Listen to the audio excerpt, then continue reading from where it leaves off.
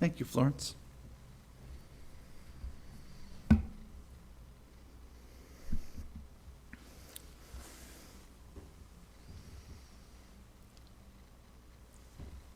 So on June 5th, 1947, in Wayne, Illinois, Laura Phillips Anderson was born.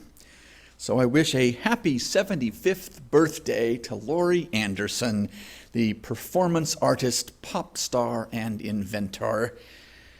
In two of her songs, Laurie Anderson has her protagonist, Sharkey, say, "I turn around, it's fear. I turn around again, and it's love." We don't have to remain in fear. I think she's saying we may take the risk to embrace love. Also born on this date in 1897 near Pittsburgh was the inventor of process theology, Charles Hartshorne. The son of an Episcopal priest who had been Quaker before that, Hartshorne went on to teach at Meadville Lombard and joined the First Unitarian Universalist Church of Austin, Texas, although he said he didn't really identify as a Unitarian. I find process theology to be both mind-bogglingly difficult and simply elegant all at once. It has aspects of Buddhism and a pinch of Heraclitus. The only constant is change. The fundamental idea in process theology is that everything in the universe has some form of life in it and has an effect on everything else. Whereas physics and much of Western theology considers the universe to be a collection of objects, process theology considers it an interrelated ensemble of events. We are not so much nouns as verbs. We are events interacting with and influencing other events around us. Smaller, more localized events are also part of larger events. Each of the events that we know as people are congregating into the event known as the congregation right now. And the entire universe is cooperating to create the next moment as all of these events collaborate together. Hartshorne used the analogy of cells in a human body. He wrote, "As each of us is the supercellular individual of the cellular society called a human body, so God is the super-creaturely individual of the inclusive creaturely society." Just like we are our human body, all the cells in our body, and a little bit more, so is God, all of the human beings and animals and plants, and a little bit more. This is a form of panentheism, which is distinct from pantheism. Pantheism says that God and the universe are the same. When I use the word universe where other people translate God, that's kind of a form of pantheism. Panentheism is the idea that God is present in every part of the universe and is also something more than that, extending beyond. Now, a practical effect of this, Hartshorne's God is not perfect.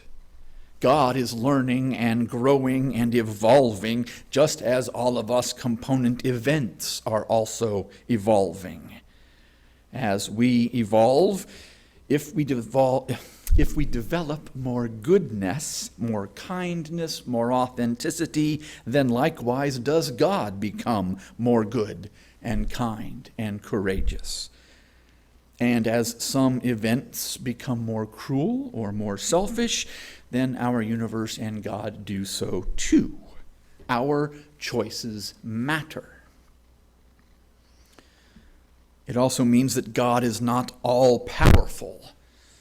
Rather, the God of process theology is more a feeling drawing us toward goodness. It's that still small voice mentioned in the Hebrew Bible, an indwelling lure toward creative transformation. Alas, the indwelling lure is not always easy to hear, and pretty often easy to ignore. Easy or not, it is our responsibility as events of faith and goodwill to actively seek out courageous compassion and embody it as fully as we can. In our reading, we heard the words of the Zen teacher, Angel Kyoto Williams. With all due respect to Gandhi, we can no longer afford to just be the change. We actually have to be the transformation.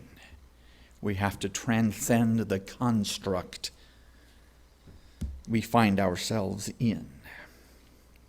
My colleague, the Reverend Ninan Soto, elaborates, the work over time, with all due respect to Gandhi, is not to be the change we wish to see in the world, but instead to let ourselves be transformed, to become, by our presence and example, the catalyst of the transformation of others, and through them, eventually, the transformation of the world. Being the change implies we still have control, whereas allowing ourselves to be truly transformed and thereby catalyzing the transformation of others is a whole nother thing. I think this is what Hartshorne meant when he wrote, God's possession of us is our final achievement, not our possession of God. This is not easy to contemplate. I personally like being in control. People out there, do you like being in control? Yes. But we live in a time of great upheaval. I think our situation calls for not just change, but transformation. Like our Congregationalist ancestors 350 years ago, we face difficult decisions. As you may recall, the answer of our 17th century religious ancestors was large Congregationalism. The Puritan grandparents loved their children that had been baptized but had not yet reported a conversion experience. They had not yet felt God's undeniable presence in their life, so they couldn't become church members. And if they weren't full members, they could not have their children baptized in the church. The Puritans were worried that their grandchildren might die and be condemned to hell because they weren't baptized. So they came up with large Congregationalism, which we mostly call the halfway covenant these days. As long as you behaved, you could be a member of the church pending your expected conversion experience, and you could baptize your children. Today we have similar issues. It's not that we have fewer young people that we're able to baptize because of our rules. It is that we have fewer young people. Unlike our Congregationalist ancestors who bolstered their membership but lost the clarity of their vision, may we not just go halfway, but may we be bold and risk embodying love. I have 3 short scenarios which demonstrate an opportunity to allow ourselves to be transformed and thereby transform our world. I'll start at the associational level, then the personal level, and then on to the church, which is, of course, what we're talking about this afternoon. The Reverend Beverly Cease is running to be on our Unitarian Universalist Association board. She serves a congregation in Indiana, and she's proposing the exact opposite of the halfway covenant. In her statement for the election, she wrote, I acknowledge the desire of many, especially younger and or marginalized identifying members, to take our religion in a profoundly different direction. I believe this is the wrong approach. I would wholeheartedly support helping another branch of Unitarian Universalism to be formed that is more attractive to the aforementioned folks.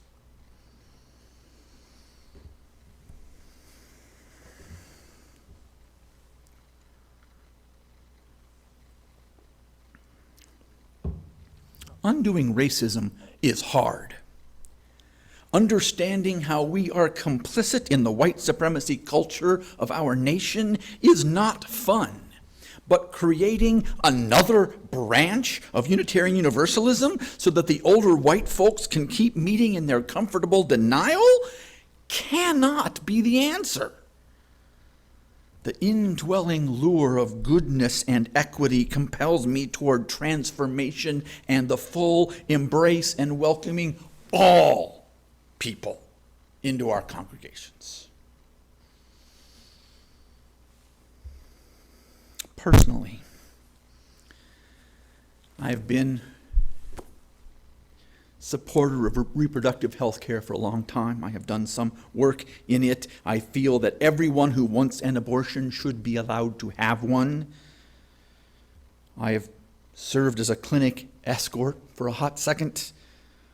I spoke to our Common Council in favor of keeping abortion legal in our city. I preach in support of reproductive health care. I recently participated in an interfaith clinic blessing. All of this is good work. All of this is being the change. All of that was under my control. How do I let this be transformed? I couldn't even read that. It's so scary. How can I allow myself to be transformed? How do I allow the interconnected web, animated by the evolving spirit of life, to transform me and use me as a catalyst to transform others, such that we all create more justice and more bodily autonomy and more compassion and more health in all of our human cousins? How do I, without ego, without ambition, without fear, go where the universe wants me to go? Abortion is still legal as I preach this on June 5th, 2022. I help people who want abortions now. I can help with transportation, with money, with medicine. I intend to do so in the future. I am not now speaking for this congregation. I am speaking only for myself. I will continue to help people who need abortions to get them. I feel called to be less comfortable, less in control, less safe, and less wealthy, so that everyone who has a uterus can receive reproductive health care, no matter what the culture says.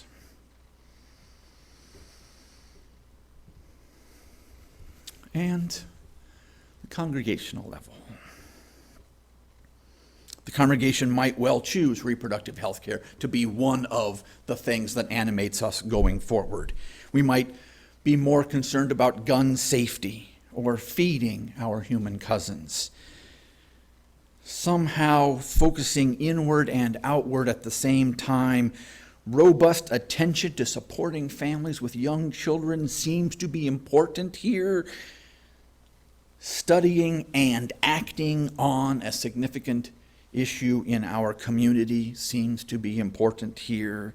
Lots of congregations all over the world, all over Unitarian Universalism and beyond, are facing these issues. And just because others are facing it doesn't mean it's a conundrum and a concern here. I was talking on a Faith in St. Joe County conversation, well, actually Faith in Indiana conversation with a bunch of ministers, and they were talking about recruiting and mentoring young leaders, and they asked, how many of us have leaders on our board that are 35 years old or younger, and why aren't we doing more to make that happen? I think we need more events with full online participation, and we need to make it as safe as possible for immunocompromised members and friends to participate in person. And I think we need to get over our perfectionism, to take risks and make mistakes, learn to apologize and get past it and grow and move on. May we truly let ourselves be transformed, and then by our presence and example become the catalyst for the transformation of others and our world. So may we be.